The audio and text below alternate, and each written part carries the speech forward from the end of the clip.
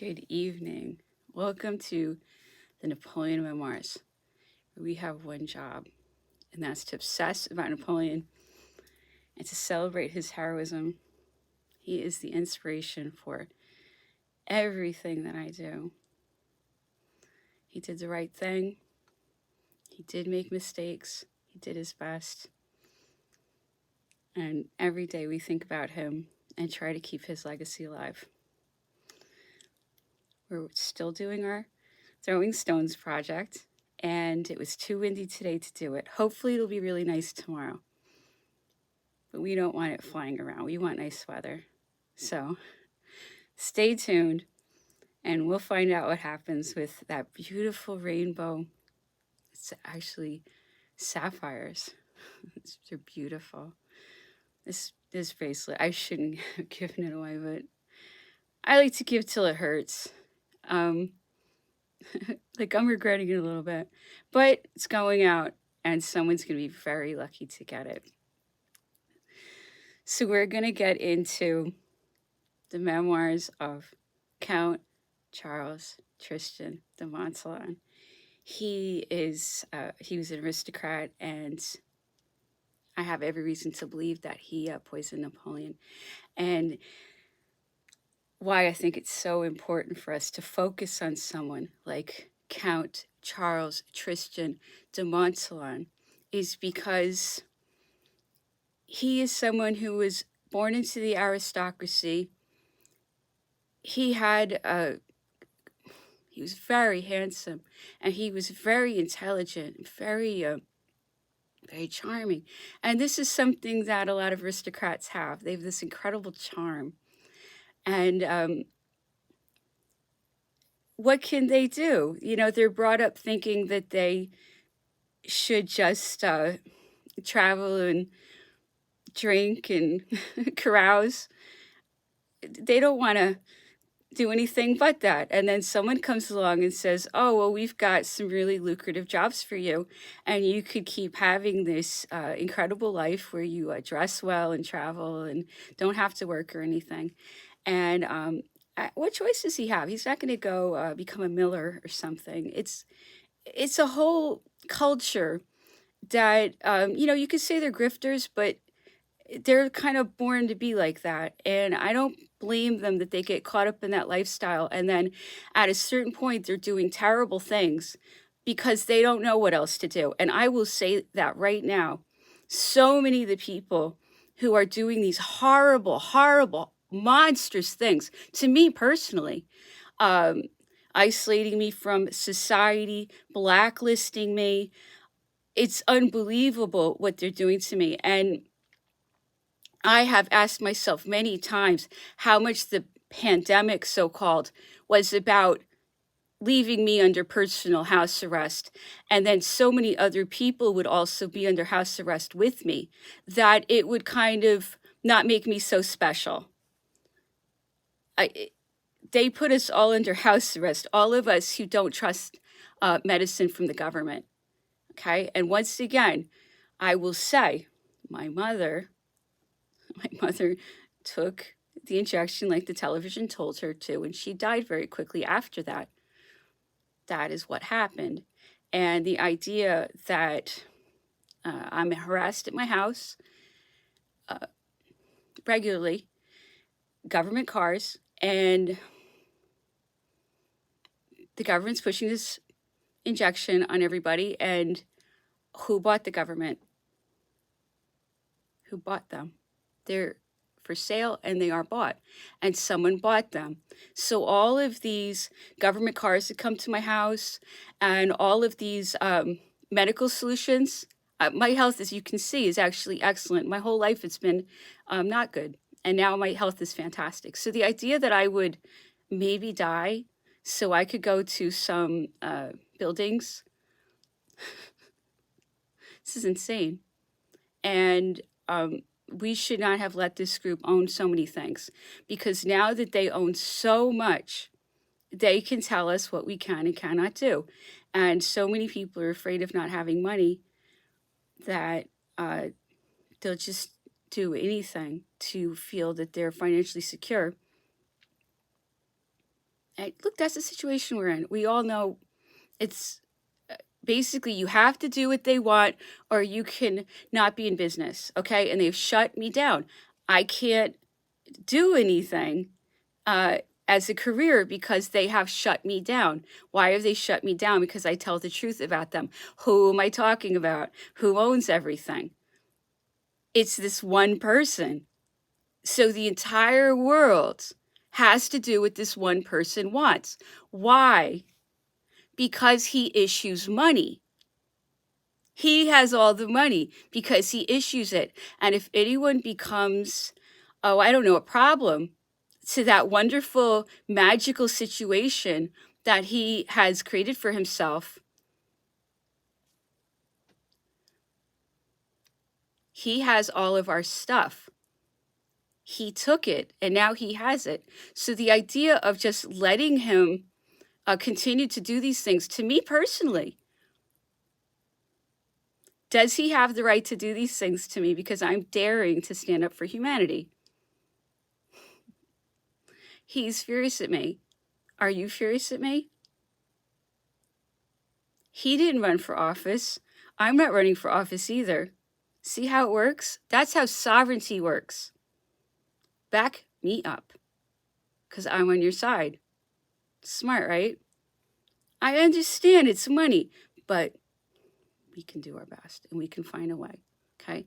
It's all about getting them out of between us, okay? So if you have to do something and they're standing there in your way saying, we're making the rules, okay? Everything you do, they're like, we're making the rules, we're standing in the way, and there's nothing you can do about it because we have money. This is them, okay? Whenever they say that to you, that's them. There's a way around them. There's always a way around them. Always. Okay? So when we get really serious, and I understand mouths to feed, I get that. There's always a way around them. There's always a way around them. And we just have to work together. And we have to plot and scheme and form conspiracies. We have to do all that stuff and get really serious about it. If you see one of them standing in the way of your business or just anything you want, call it out. That's not legal. They don't get to stand in between me and my future, me and people who might like to talk to me. I'm being isolated.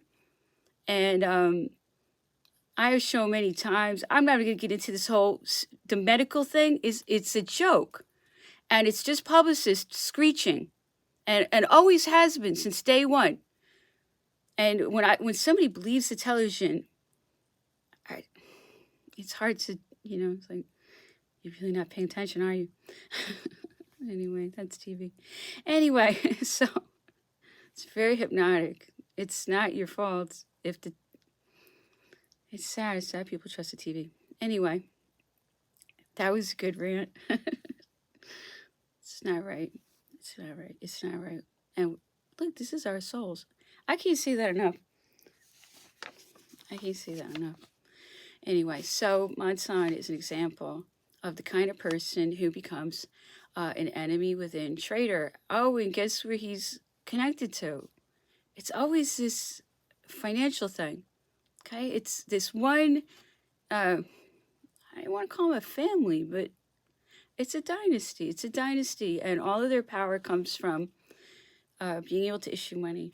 And anyone who gets between them and their money, see, I'm getting between them and their money. I'm trying to. See what happens? They will shake the world if someone tries to get between them and that money machine. All their power comes from the fact that we let them issue the money. Okay? Every problem originates right there. Get them out of your trading. Get them out of your money. Get them out of your life.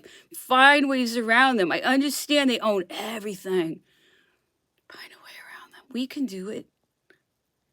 I mean, seriously, I want to see this one more time. This lady in East Hampton played this huge game with me. She tried to act like I was going to have to basically eat dirt to be in her gallery in East Hampton. Guess what? I don't need to be in her gallery in East Hampton. She was going to play a million games with me. She knows exactly who she is. Oh my goodness, she's so overplayed it. Like, she was acting like she was too cool for me. I was like, oh, that one's easy. See you. Obviously. The playing hard to get doesn't work on me because then I can just walk away. That's very easy. So, I'm at it. I'm at it again tonight. All right, Monslime. I don't need to be in her galleries, my point. I'll be everywhere else. They control this much. It looks like control everything. Let him have his palace. Let her have her gallery. See what I mean? Oh, let them have the museum. Oh, they own the museum too. What are the chances? They own all that stuff, okay? Because it's all brainwashing. Oh, they're so mad at me. But good, be mad at me. We're fed up. We're completely fed up. There's not that many of them. It's a huge, it's terrorism. They're terrorizing you into letting them keep that money machine. And then go into the hero's journey. Okay? I'm doing the hero's journey, okay? And my big bad is this financier. He knows exactly what's going on.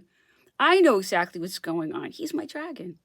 So thank you, mister, for being my dragon. I'm going to make this work for me. Can I beat this dragon? I could beat this dragon. It's just that he's got that money machine. One-on-one, I could take him. Super easy. Easy. Him, because I took judo. He would be easy. Take me a second. But see, it's not down to brute force. It's a banking issue. Yeah. Anyway, so he's the dragon, and he's like protecting his pearl. He's got his treasure, and his treasure's this machine.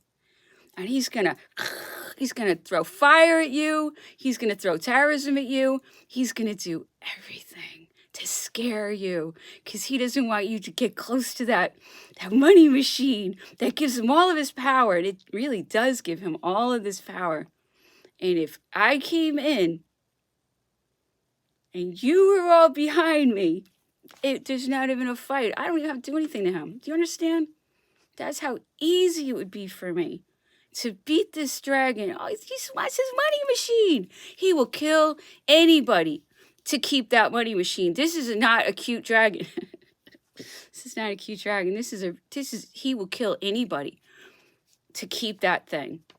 And he is the dragon of this world. This is the Bible. It's happening right now. This is the real Bible stories. This is the hero's journey, and you're watching it happen live. It's incredible. It's incredible. I know a lot of people are watching it. They don't trick me. I see through them. Oh my goodness. It's this financier and all these aristocrats who, I get it, but it's a financier and like a world of scammers who are the best scammers, and they are involved. Dark occult stuff. It's horrible. What they do is horrible. And when you find out, you want to get them dealt with. When you find out what they do. And I'm going to leave it at that. Okay? It's horrible. They do horrible, horrible things. It's their religion to evil. And look it up. Look it up. So they do evil as their religion. Wonder what that religion is. So, see what I'm saying? I wouldn't even have to use my judo skills on him. You know what I'm saying? If you guys back me up. And we could figure out money. We could figure things out. We do not need them involved. We're intelligent. We don't have to find out their opinions on anything. He just wants that money machine. And he wants to be able to do his crimes. This is what this dragon is all about.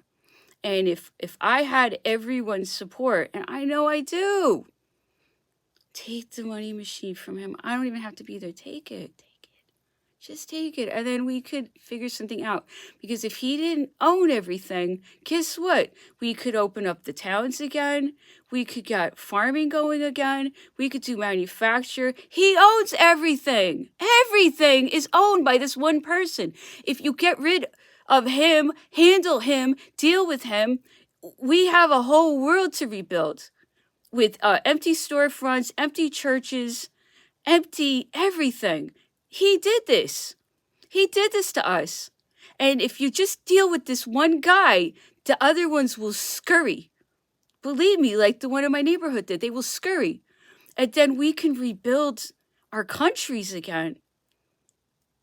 This is horrible. This has been horrible watching them destroy Main Street. They destroyed my country during my lifetime. And I know even people who aren't from this country love this country in a way, and it has hurt them to see how our country has been destroyed by this dragon and his plans. He wants the world to be a country club for him and his very close friends. Agenda 21, please look that up and understand that this is their dream. It's going to be a beautiful country club, very few people involved, and it's their dream. It's their dream. Okay? So find out about their dreams, find out about the crimes they do. Please, please, please, please, please. And then back me up and take the money machine from him. I don't need to be involved. I don't care about it much, really. I have my obsessions. That's what interests me very much. So let me continue. I'm going to read some Mott's line. Okay. Among the number of slaves employed by Mr. Balcombe, there was an old Malay who had been carried off from his country many years ago by an English captain who probably required his services to replace those of a sailor dead or fallen sick, and who availed himself the opportunity of meeting with a boat belonging to a Malay fisherman to get a slave without purchase. This transaction, however, would have proved dangerous in England. In spite, therefore, of his legal protest, he sold him as a slave during his stay at St. Helena. All right, I'm not even going to read more than that. Okay? Where is the slavery always coming from? Who owns that country? It's not the queen. It's someone else who issues money. Okay? And there's always slavery percolating around this person. And I don't like that there's slavery in this country. I don't like everything's like slavery. Please, please, please, please, please. It's all that machine. There's very few of them. They're very scared right now. I don't know what they can do right now because they are so far outside of the law. Everything they've been doing the last 2 years has been, I mean, you couldn't put this in a movie, what they've been doing to us. The movie wouldn't be credible, what they've been doing to us. So it's time. It really is time to finally stand up for ourselves. Thank you so much for listening. I hope you have a good evening.